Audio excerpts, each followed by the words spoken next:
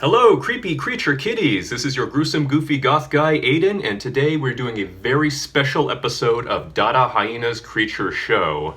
Now, usually with these videos, I just do a single portrait or caricature of a horror icon. Today is a little different because we are going to be doing multiple characters in an action setting, which is going to be really intense. So, wish me luck. The video is going to be sped up because otherwise it would be hours long and then you'd have to listen to me for hours, and that's pretty hard for anyone to do. But if it goes by a little too fast and you have any questions about art making or techniques and garbage like that, just go ahead and comment below the video and I'll try to answer and try to be helpful. So let's dive right into our big action scene, Godzilla versus the Inhumanoids. As I said in the introduction, this is a sped up video, so we're not doing this entirely by real time. I'm only going to probably record about 15 minutes worth of commentary, but you know, it's not going to sync up perfectly to what I'm drawing today, but you'll get the gist of it. So, let's talk a little bit about these characters that I'm drawing, because that's the reason why I'm guessing most of you are here. First of all, I am a huge Godzilla fan, as you guys have probably seen with many pieces of cartoons and serious depictions I've drawn of him online. You can find them in my archives, you can find them on stolen t-shirts, although please don't buy those. And yeah, Godzilla has been with me for a long damn time. If you want to see other drawing videos I've done on the Godzilla series and my thoughts, just go into my YouTube video archives. You can see the drawing video I did for Godzilla, as well as other Toho kaiju. Godzilla's just been with me forever. However, I have never drawn the Shogun Warriors version of Godzilla, which is what we're doing today, and it's kind of the 80s toy theme that we're going to be doing. I do have lots of Godzilla toys, which I've been collecting since like high school or so. My poor mom had to buy a lot of those, so this one's for you, Mom. And yeah, I have a lot of that stuff in my collection, but not the Shogun Warriors one. I have seen that it was re-released in like a miniature form, but I try to keep my collecting down a little bit more these days, so which is understandable for a lot of us hardcore addicts. Now, what can we say about the Shogun Warriors Godzilla? He does look weird, but I guess that's a lot of his appeal. I might have seen this toy once in my youth. I didn't own it, of course, but it was in some other kid's hands.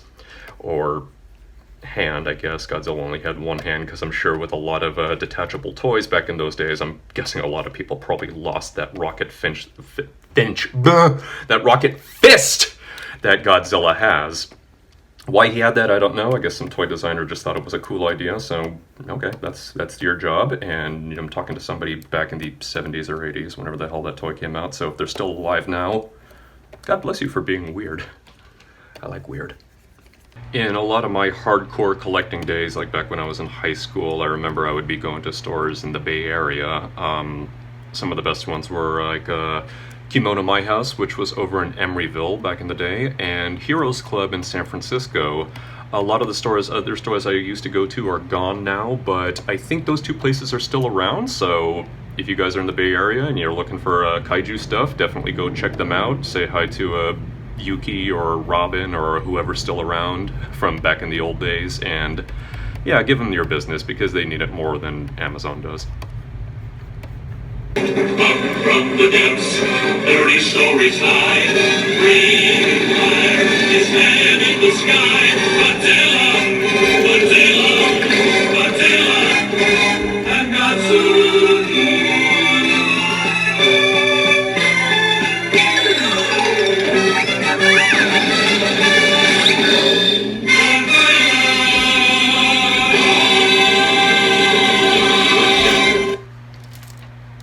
For those of you who are interested in what kaiju comics I've done, there is a special issue of my comic series Scapula that was dedicated almost entirely to kaiju and the influence that films like Godzilla, Gamera, and the other tokusatsu series have had on me. You can find that in the online bookstore, and that's also support that helps out an awful lot, and then you get monster comics in return. Regarding inspirations and where a lot of my drawing style comes from, I've mentioned a lot of inspirations in my other videos and whatnot. In regards to this one, for relevant stuff like kaiju, a lot of this comic style owes a lot to Eric Powell from The Goon, who has a beautiful style that you could see a lot of his influences in there, which he doesn't try to hide, which is great, but he, puts it together and makes it his own, so that's really wonderful.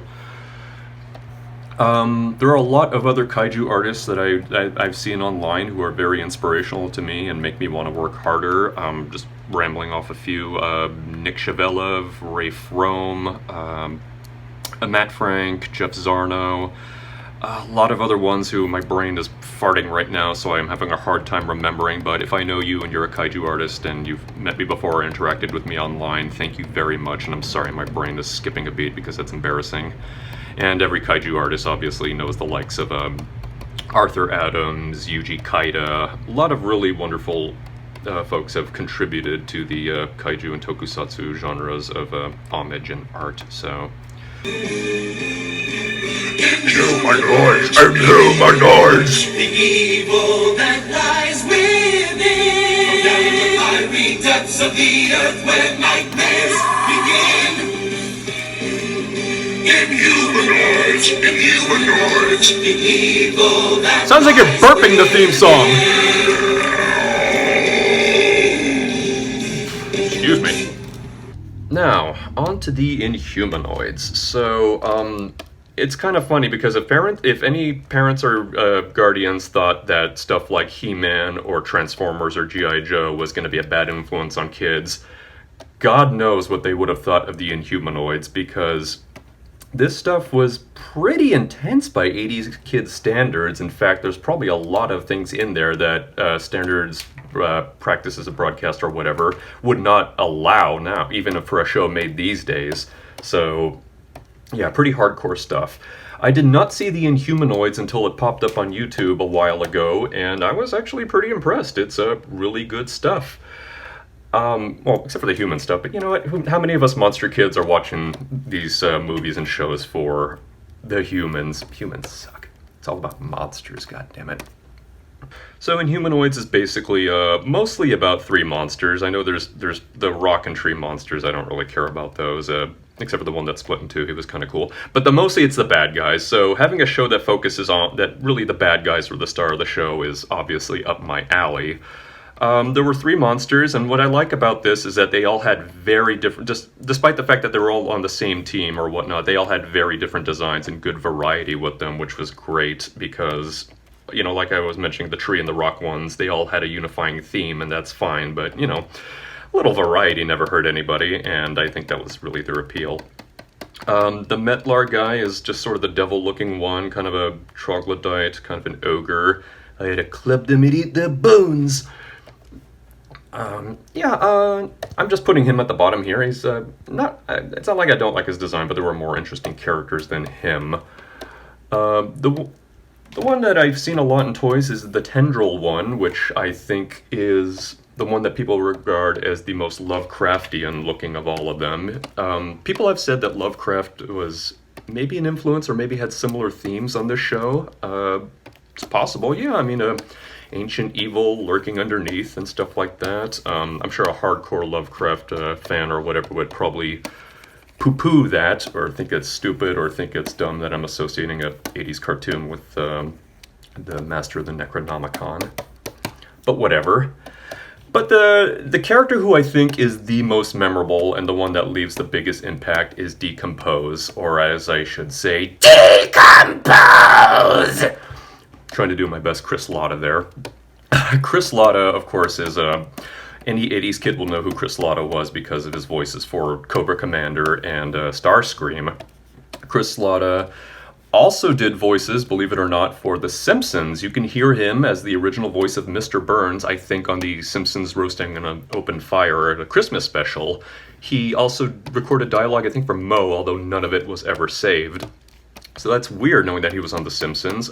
Decades later, I think Hank Azaria said that he was removed from the show because he was, quote, a jerk.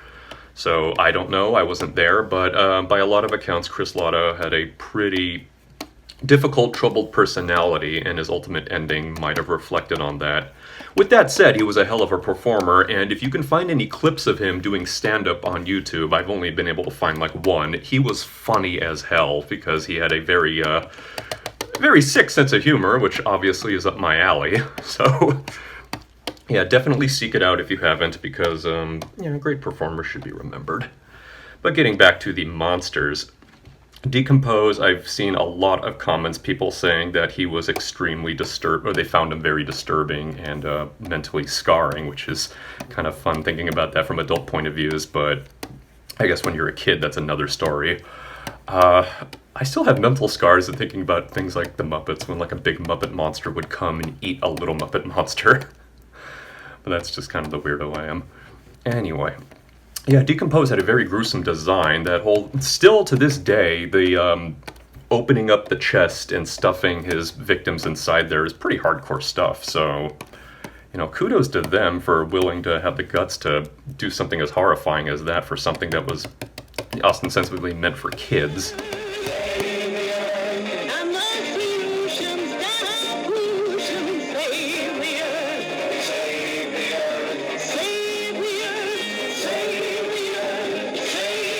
A lot of people ask, well, when are the Inhumanoids coming back? And the chances of that are not especially great. Now, I know everything's being rebooted these days because nostalgia and member berries equals money. But the Inhumanoids is also a tricky thing because, number one, I'm not entirely sure how successful this property was. I mean, the people who remember it obviously remember it for things like Decompose! But whether or not that equates into toy sales or merchandise sales if you were to bring it back, that's debatable. The biggest reason that I've heard so far that why the Inhumanoids doesn't return is because of marketing and brand name recognition issues. Now, normally brand name recognition is the whole reason why you're rebooting 80s stuff, but in the case of the Inhumanoids, it's tricky because apparently Marvel does not really want it being re-released because they say it's going to be a conflict of interest or confusion with their own property, the Inhumans. So now you could say, well, why not just change the name of the Inhumanoids to something else? But of course that defeats the whole purpose of brand name recognition, where you notice something just because you remember it from forever ago, regardless of whether or not you liked it or didn't like it. It just strikes in your brain.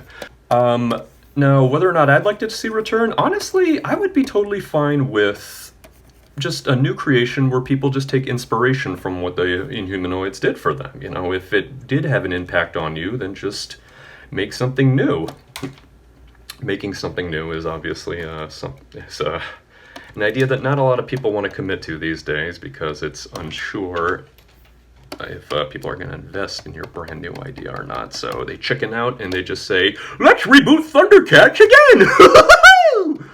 The wonderful thing about reboots is reboots are wonderful things. Our brains are made out of rubber. Your money's attached to our strings. They're bouncy, bouncy, bouncy, bouncy, dum, dum, dum, dum, dum. And the wonderful thing about reboots is, this isn't the only one. This isn't the only one. Although seeing an actual tokusatsu of Inhumanoids would be goddamn rad. So, anybody out there wants to make a fan film, you just go right ahead and do it. I don't know what the legal ramifications of that are, but just call your property something else. You can be inspired by something without rebooting it, you know?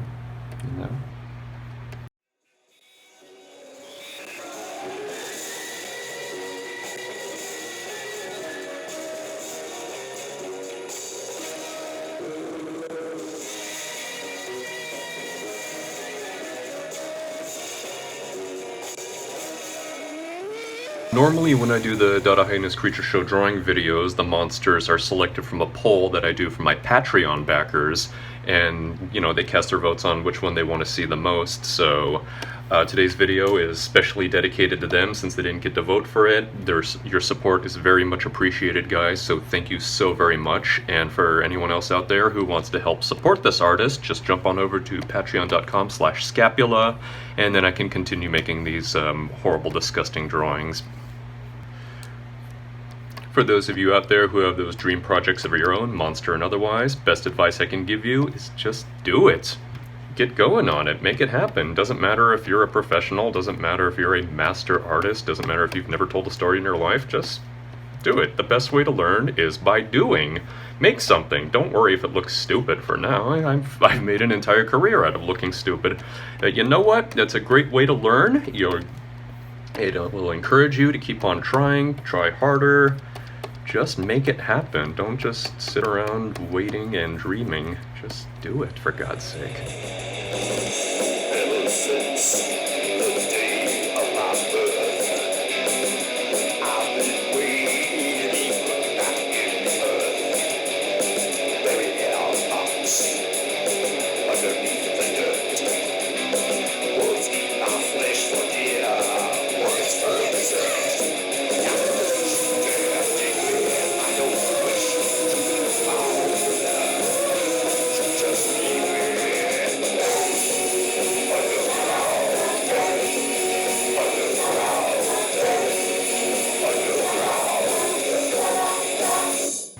Would I do a kaiju series inspired by Inhumanoids?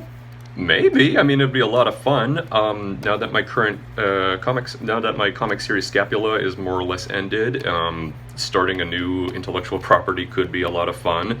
I don't know if I would do comics again or take a break from that and try something new, like an actual movie or animations or even a toy line.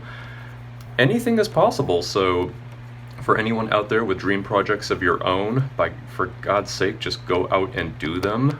Get the ball rolling, have fun, throw your ideas out there, don't second guess yourself too much, and just have fun with it, because creating something, especially something of your own, even if it is inspired by movies or toys that you love, or even if it's just straight out of nowhere, just do it, because it's great. I think that just about does it for this one, so hopefully we'll see if this turned out well. How does that look, creepy kitties? Alright guys, thank you so very much for watching this special edition episode of Dada Hyena's Creature Show. Once again, I'm Aiden. Once again, you can help support me at patreon.com/scapula or order a book from the Scapula bookstore at aidencasserly.com. Like and subscribe and share and all the other stuff you hear people whining about on YouTube videos. And thank you very much for watching. If you have requests of your own, again, you can become a patron or just follow along, leave a comment, and let me know what monsters you want to see me draw. Thank you so very much, guys. Rock on. Take care.